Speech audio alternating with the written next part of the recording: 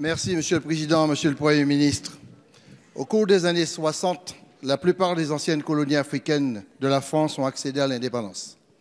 Mais entre ces nouvelles nations et leurs vieilles métropoles, il y a un poison qui persiste, celui d'un esprit colonial et de pratiques où se maintiennent domination, contrôle et manipulation.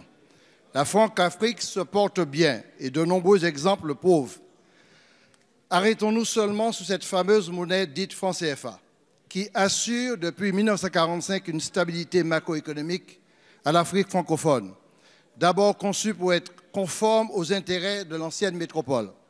L'équation mise en évidence par de nombreux économistes africains est bien connue. Soumis au contrôle du ministère des Finances de la Banque de France qui impose le maintien d'une stricte parité avec l'euro, le franc CFA garantit à la France un accès aisé aux matières premières, une libre circulation des capitaux détenus par ces grandes entreprises et un puissant levier à l'occasion d'ingérences politiques.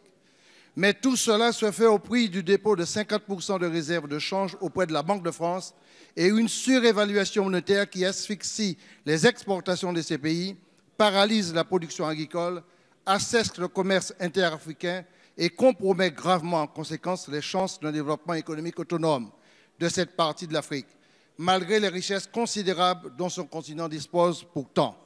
Monsieur le Premier ministre, le maintien de ce qui demeure, bien une survivance coloniale, va à l'encontre de notre capacité d'affronter ensemble les défis qui s'annoncent sur les plans économiques, social, environnemental et climatique.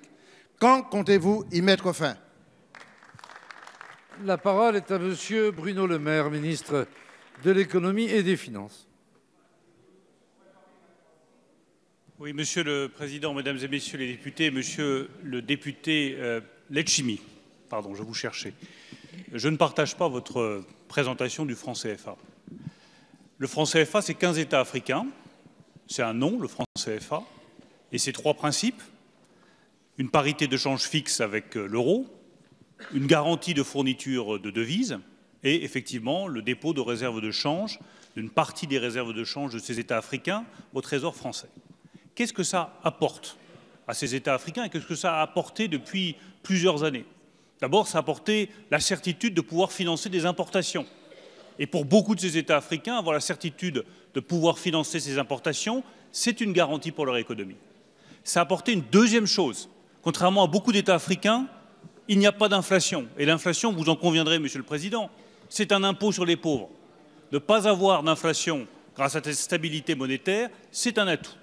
Et puis je constate que parmi tous ces 15 États africains, il y en a un certain nombre qui ont une croissance forte. J'en citerai que 2 d'Afrique de l'Ouest, la Côte d'Ivoire où le président de la République se rendra dans quelques jours, le Sénégal, plus de 6% de taux de croissance au cours des 10 dernières années. Alors on ne peut pas nous dire que le franc CFA asphyxie les États africains tout en constatant que 2 d'entre eux ont un des taux de croissance les plus élevés du continent africain. Alors après, est-ce que nous sommes prêts, avec le président de la République, à des évolutions en profondeur du franc CFA? La réponse est oui.